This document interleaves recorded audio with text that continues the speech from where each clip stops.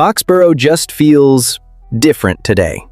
Not in a bad way, not in a panic way, more like that charged up, can't sit still vibe you get when you've replayed a Super Bowl loss so many times you can practically hear the stadium in your head.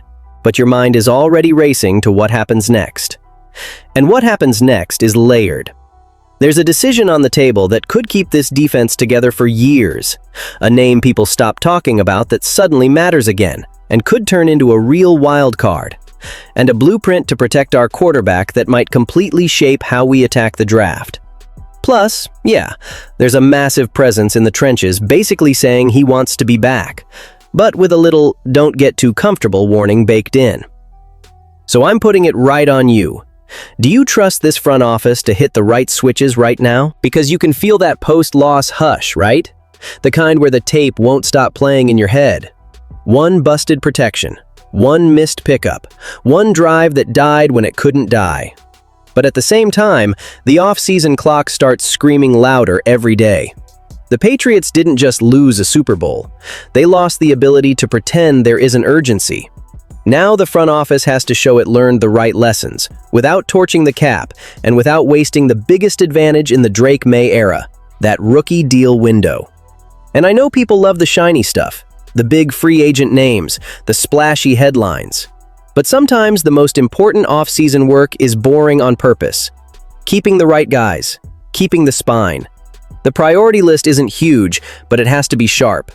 If you want continuity with real impact, there are 3 names that simply can't turn into good luck somewhere else when March rolls around. Start with Jalen Hawkins. I'm not going to dance around it. Letting him walk would mess with the identity of what this 2025 defense became. He wasn't just fine, he was decisive. He showed up in the moments that actually swing games. Interceptions, pass breakups, tackles for loss, pressure when they sent heat. And honestly, the part that doesn't show up on a highlight reel, the communication on the back end. You know when an offense tries to speed you up and everything doesn't fall apart? Hawkins helped make that possible. The scary part is simple. The rest of the league watched it too. Teams are going to be interested. New England has to move before it turns into that ugly bidding war situation where you're paying extra because you waited. Now shift to Khyiris Tonga, because this one is the classic, you don't realize what you've got until it's not out there. When Tonga missed time, opposing backs had way too much room. The run defense looked softer. The middle felt easier to move. When he played, the interior tightened up and the defense got nasty again. That's trench value. That's the kind of work that holds up on cold Sundays when everyone's tired and the offense is begging for you to get one stop. And there's an extra layer with Tonga that I love: versatility. They used him as a bonus blocker on offense in certain looks. That heavy package stuff matters, because when plan A stalls and you need to steal a yard, that kind of flexibility can keep a drive alive. Bringing Tonga back keeps the foundation strong and gives Milton Williams and Christian Barmore more freedom to do what they do best without the whole structure wobbling. Then you've got Vederian Lowe.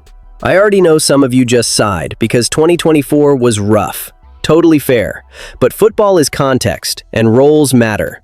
In 2025, he was in a backup spot. He got called on when they needed him, and he didn't sink the ship. That's not glamorous. That's not jersey selling. But on a young offensive line that's still trying to settle in, one injury can turn into a full-on emergency. Lowe isn't going to cost like a starter, but he can function like insurance. And in this league, insurance is not optional. It's how you survive a season. So here's what I want you thinking about. Do you want an off-season that looks good on paper, or one that's actually smart? One that protects Maye, keeps the defense stable, and keeps depth from becoming a weekly crisis? Because if those 3 slip away, the cost doesn't show up as a neat number on a spreadsheet. It shows up in losses you shouldn't take in October. And that leads perfectly into the next part, because we've already seen a roster move that looks tiny, but could get loud in a hurry. While everyone's debating who stays and who goes, the front office has been working the quieter side of the chessboard. Not the moves that set social media on fire. Not the ones that get the national shows yelling. The kind that quietly tell you how the team is planning for the next few months. Organized teams don't kick off an off-season with speeches. They kick it off with calculated bets. That's exactly where the Elijah Mitchell futures deal comes into play. If you're skimming, it's easy to shrug and call it camp depth. But his story has a detail that should make any serious fan pause. There was a stretch in this league where Mitchell looked like he was on his way to being a real impact back. In 2021, he wasn't just productive, he had burst, he found tough yards, he created chunk plays. Then injuries took the steering wheel. The talent didn't evaporate, the availability did. And in the NFL, that's the difference between weapon and what could have been. So when a guy like that lands in Foxborough, the question isn't, is he the starter? That's not the point. The point is the what if. And that what if matters a lot for an offense that's still shaping its identity after a Super Bowl run. Mitchell wasn't brought in as an instant fix. He was brought in to compete, to push the room, to make sure nobody's role is just handed to them because of a depth chart from last year. Same idea with Sebastian Gutierrez. Offensive line rooms aren't built with only stars. They're built with people who can hold up when things get messy, bodies you trust, guys who can survive a bad week without the entire offense falling apart. Gutierrez has been in the building already. He knows the environment, the expectations, the day-to-day grind. That lowers the risk. He's the kind of name you don't talk about until it's third and long, someone's banged up, and you can't afford a breakdown that blows up the pocket. Now, zoom out, because the context matters.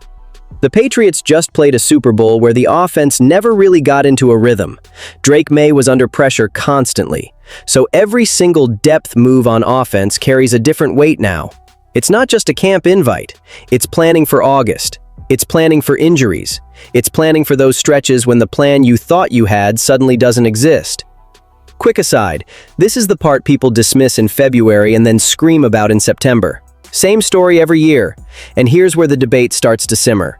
If the Patriots believe there's still something in Elijah Mitchell, it's because they saw a signal. Something in practice, something in the way he moved, something that told them the upside might still be real. And if he hits camp and looks like that 2021 version again, the conversation flips fast. From why did we sign him to how is he carving out touches in this backfield? Because that move doesn't close a door. It opens competition. And it sets up the biggest obsession this franchise has walking into the offseason, something the Super Bowl made impossible to ignore. If there's one image you can't erase from that game, it's Maye trying to breathe in the pocket. That wasn't a talent issue. That wasn't effort. That was pressure arriving early, again and again, until the offense started playing smaller. And when that happens on the biggest stage, the message isn't subtle. Protecting your quarterback has to be priority one. There's no argument that wins against that. The Patriots also know they can't solve every problem by shopping for the most expensive name on the shelf. They spent big before. The cash isn't endless. So naturally, the focus swings to the draft, especially round one. And this is where the strategy gets real, because it's not just who's talented, it's who can fit fast. Maye can't wait 2 years for the perfect slow-cooked development timeline. He needs help now. Will Campbell looks like a building block, but even there, you can feel the debate. Tackle or guard? That single question changes the entire board. If Campbell stays on the left side, the Patriots need a steady option on the right. If he kicks inside, the urgency at tackle only gets louder. That's why Monroe Freeling starts to click. Athletic, long, built to live in pass protection.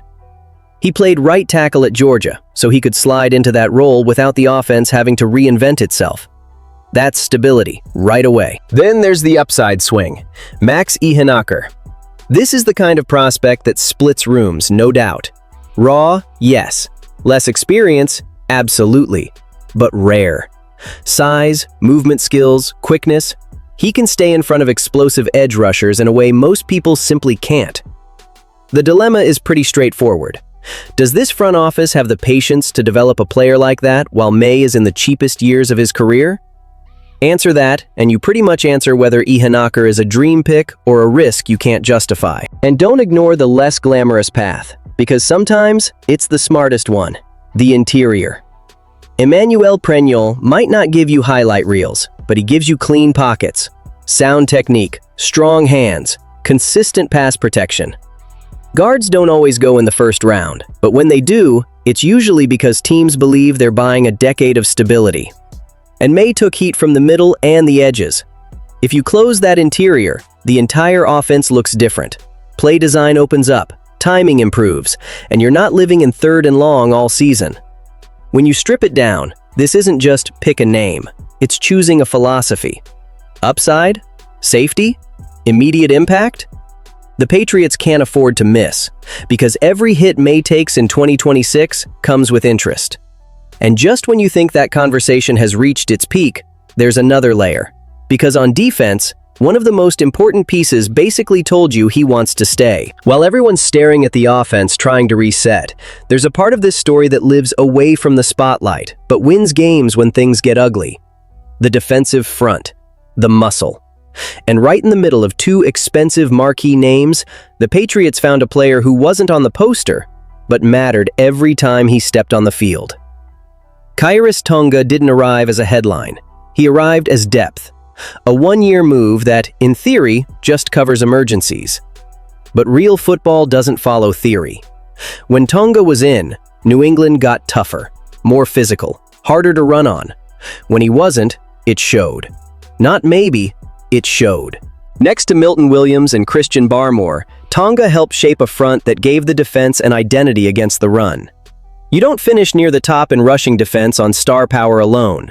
You do it with discipline, strength at the point of attack, and guys willing to do the dirty work that never gets clipped into a highlight package. Tonga did that.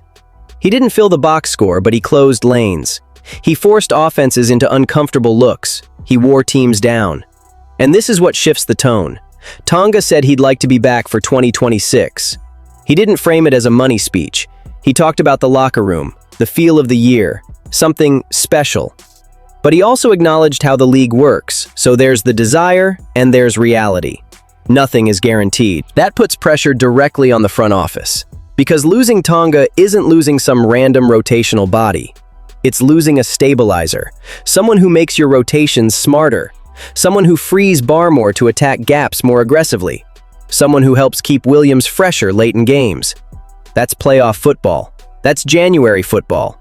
That's the kind of football the Patriots just lived. And there's another wrinkle worth saying out loud. Tonga became a utility piece. He lined up as a fullback in certain spots. He helped as a blocker in heavy sets. That doesn't happen if the staff doesn't trust you. That's a coach saying, I know you'll do your job, and you'll do it right. Simple as that.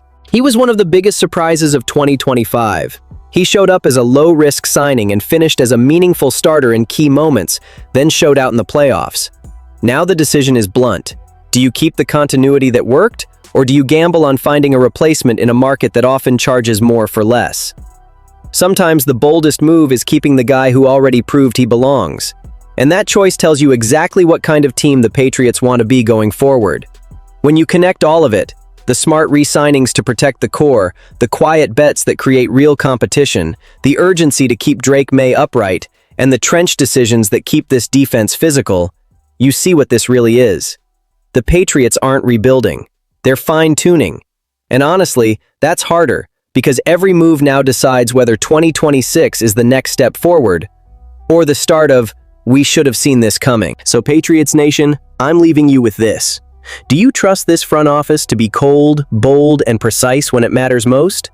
If you do, show love with a like, make sure you're subscribed, and jump into the comments, because I want to hear exactly where you land on every one of these decisions.